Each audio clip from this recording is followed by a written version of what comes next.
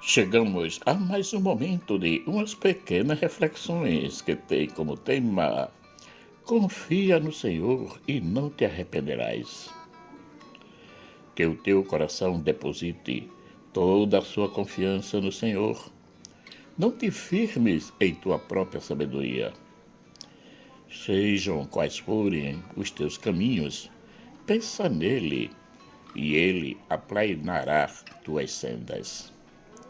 Não sejais sábios aos teus próprios olhos. Teme ao Senhor e afasta-te do mal. Isto será saúde para o teu corpo e refrigério para os teus ossos. Provérbio, capítulo 3, versículos de 5 a 8. No Antigo Testamento, encontramos várias passagens que nos convidam a confiarmos em Deus plenamente. No livro do Gênesis, temos dois exemplos concretos com a figura de Abraão. E quem foi Abraão? Ele era um homem de muitos bens. Tinha terras, animais e uma numerosa família de parentesco. Era casado com Sarai, mas não tinham filhos, porque ela era estéril. E Sarai foi estéril, não tinha filhos. Gênesis capítulo 11, versículo 30. Deus convida Abrão a sair da terra de Ur, onde habitavam, para ir à terra prometida. Sai-te da tua terra, da tua parentela e da casa de teu pai, para a terra que eu te mostrarei. Gênesis capítulo 12, versículo 1. Durante a caminhada rumo à terra prometida, Abraão tem um filho com a serva de Sarai, Agar. E disse Sarai a Abraão: eis que o Senhor me tem impedido de dar à luz. Toma, pois, a minha serva, porventura tereis filhos dela. E ouviu Abraão a voz de Sarai. Gênesis capítulo 16, versículo 2. Este filho recebeu o nome de Ismael. Depois de muito tempo, Deus faz uma aliança com Abrão e lhe muda o nome. Eu porei a minha aliança entre mim e te multiplicarei grandissimamente. E falou Deus com ele, dizendo: quanto a mim, eis a minha aliança contigo. Serás o pai de muitas nações, e não se chamará mais o teu nome Abrão, mas Abraão será o teu nome, porque por pai de muitas nações te tenho posto. Gênesis capítulo 17, versículos 2 a 5. Depois de receber uma visita de 3 homens e de tê-los tratado bem, Abraão recebe deles uma promessa, que Sarai, dali a 1 ano, dará luz na sua velhice a um filho. Esse filho nasceu e Abraão lhe deu o nome de Isaque. E concebeu Sarai e deu a Abraão um filho na sua velhice, ao tempo determinado que Deus lhe tinha falado. E Abraão pôs no filho que lhe nascera, que Sarai lhe dera, o nome de Isaque.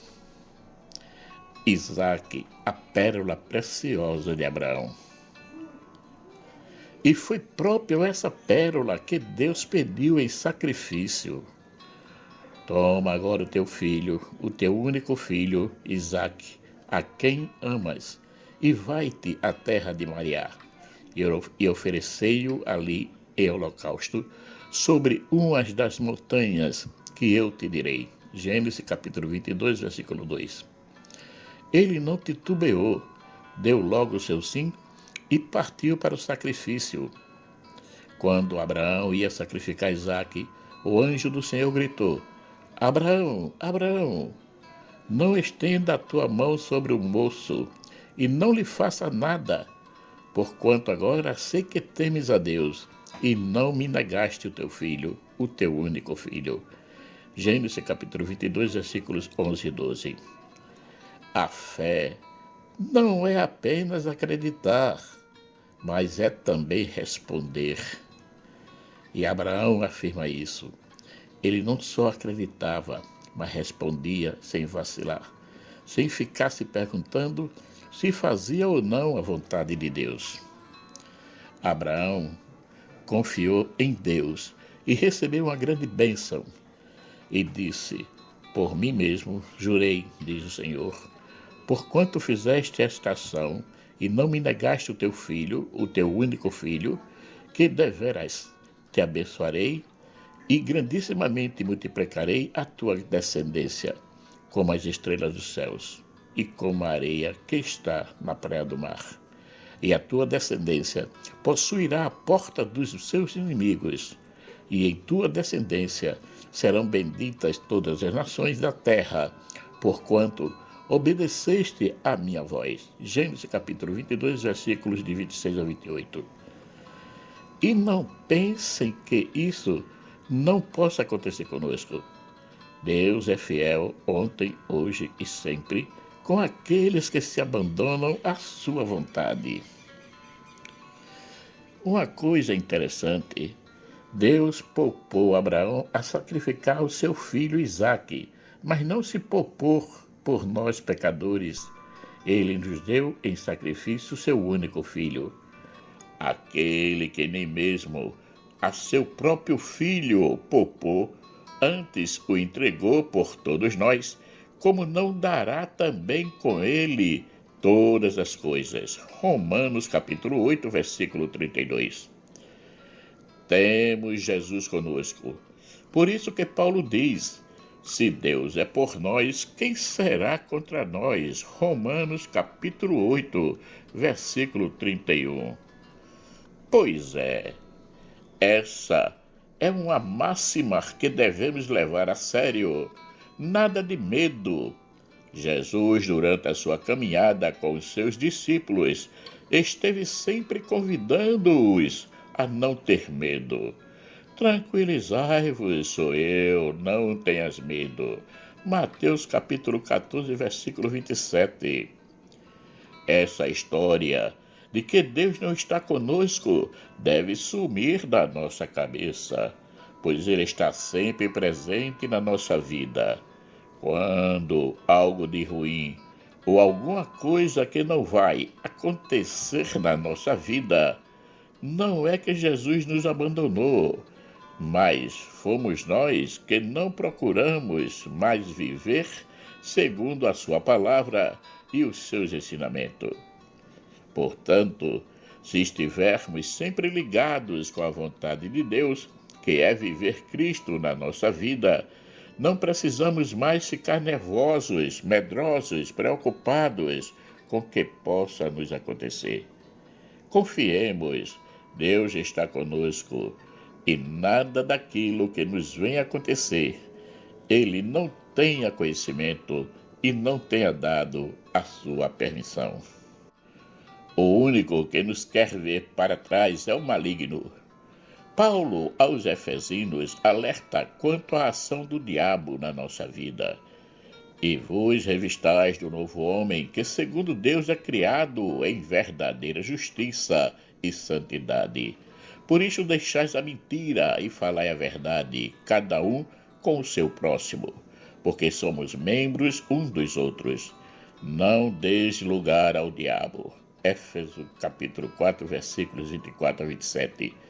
E o Papa Francisco, em uma de suas homilias, nos diz de não escutá-lo. E nestes momentos vem o inimigo, vem o diabo, muitas vezes disfarçado de anjo, e insidiosamente nos diz a sua palavra. Não o escuteis. Homilia de 24 de março de 2013. Cabe a nós fazermos a escolha de confiar ou não no Senhor. O Evangelho nos traz a figura de Jesus transfigurado, isto é, na glória. Jesus tomou consigo a Pedro, a Tiago e a João e os levou a sós, em particular, a um alto monte e transfigurou-se diante deles. Marcos capítulo 9, versículo 2. Os 3 discípulos que estavam com ele ficaram maravilhados e ao mesmo tempo atordoados, ao ponto de Pedro, sem saber o que estava dizendo, sugerir a Jesus que de fazer 3 tendas, pois não sabia o que dizia, porque estavam assombrados. Marcos capítulo 9, versículo 6. Mas por que 3 tendas? Durante a transfiguração, aparecem com Jesus duas figuras importantes na história da salvação, que teve início com a escolha do povo de Israel, Moisés e Elias. Moisés era o grande legislador de Israel e Elias foi o maior dos profetas. Por isso que Pedro fala em 3 tendas. Pedro, quando sugere a Jesus as tendas, é porque para ele e os discípulos aquele momento era único e maravilhoso. Mestre, é bom que estejamos aqui. Marcos capítulo 9, versículo 5. Realmente, quem não gostaria de estar na presença de Cristo glorioso e ainda na companhia de Moisés e Elias? Pois é, era um momento único de paraíso. Aqui podemos dizer, metaforicamente, que os discípulos quiseram ficar na famosa zona de conforto, um lugar que para eles estava tudo bem. Mas Jesus não deixou que isso acontecesse, porque ele não podia ficar ali gozando das graças celestes, enquanto tinha muita coisa ainda para realizar, até chegar em Jerusalém, quando viverá a sua paixão, morte e ressurreição. E descendo eles do monte, ordenou-lhes que a ninguém contassem o que tinham visto, até que o Filho do Homem ressuscitasse dentre os mortos. Marcos capítulo 9, versículo 9. Enquanto Pedro falava com Jesus, uma voz veio do céu e disse, e da nuvem saiu uma voz, este é o meu Filho amado, escutai-o, o que ele diz. Marcos capítulo 9, versículo 7. Escutar a voz de Deus que ecoa dentro de nós é a nossa primeira missão. Eita, que missão difícil. Mas por que é tão difícil? Porque nós deixamos que os barulhos do mundo sufoquem a voz de Deus. Esses barulhos são tudo aquilo que desejamos, sejam materiais e espirituais.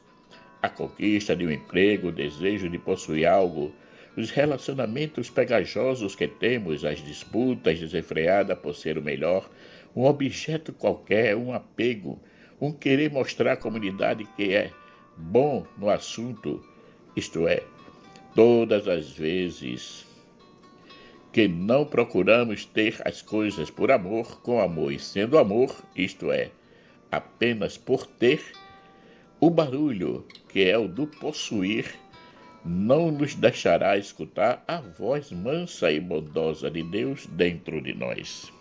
Só o amor é capaz de amplificar a voz de Deus dentro de nós. Logo, estejamos sempre no amor, para podermos escutar sem nenhum ruído ou interferência aquilo que Deus tem para nos dizer a cada momento presente da vida. Quando cumprimos a nossa primeira missão, que é escutar a voz de Deus, tudo durante o dia tem uma nova conotação, tudo que fazemos tem um timbre de paz, de harmonia e bem-estar, que é bem diferente de quando não damos ouvido à voz do Senhor. Na história da humanidade, muitos confiaram no Senhor e não se arrependeram, mas aqui vou trazer duas personagens, uma que já tratamos aqui no texto, Abraão, e a outra que é Maria, que confiou na palavra do anjo Gabriel e deu seu sim, fazendo que o Verbo se encarnasse e viesse habitar entre nós. Tanto Abraão, que não chegou a entrar na terra prometida, quanto Maria não se arrependeram do sim que deram a Deus. Apesar de Abraão não ter entrado na terra prometida, recebeu muitas graças e bênçãos do Senhor.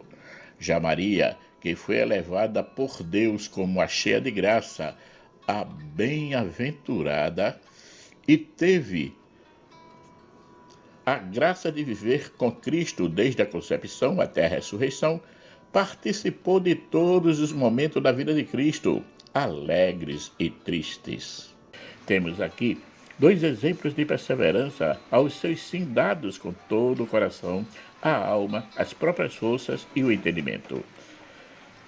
Ouve, Israel, O Senhor nosso Deus é o único Senhor. Amarás, pois, ao Senhor teu Deus de todo o teu coração e de toda a tua alma e de todo o teu entendimento e de todas as tuas forças. Este é o primeiro mandamento. Marcos capítulo 12, versículos 29 a 30. Confiar em Deus e em Jesus é garantia de sermos abençoados cotidianamente. Jesus jamais nos abandonará. Ele estará sempre conosco. Eis que eu estou convosco todos os dias, até a consumação dos séculos. Amém. Mateus capítulo 28, versículo 20. Acreditemos, confiemos e nos lancemos sem medo nos braços misericordiosos e amorosos do Pai. Marcos Laurentino. Caríssimos e caríssimas, chegamos ao final de mais um momento de umas pequenas reflexões que teve como tema Confia no Senhor e não te arrependerás. Quero agradecer nesse momento a todos aqueles que já se inscreveram no canal e peço para que nos ajudem compartilhando essas mensagens para que chegue a mais e mais pessoas. Peço também àqueles que entrarem em contato com o canal que se inscrevam. Assim podem nos ajudar a manter o canal ativo, pronto para receber mais e mais reflexões. Que o nosso Deus, o nosso Pai eterno, rico em bondade, amor e misericórdia, nos dê um excelente dia. Amém.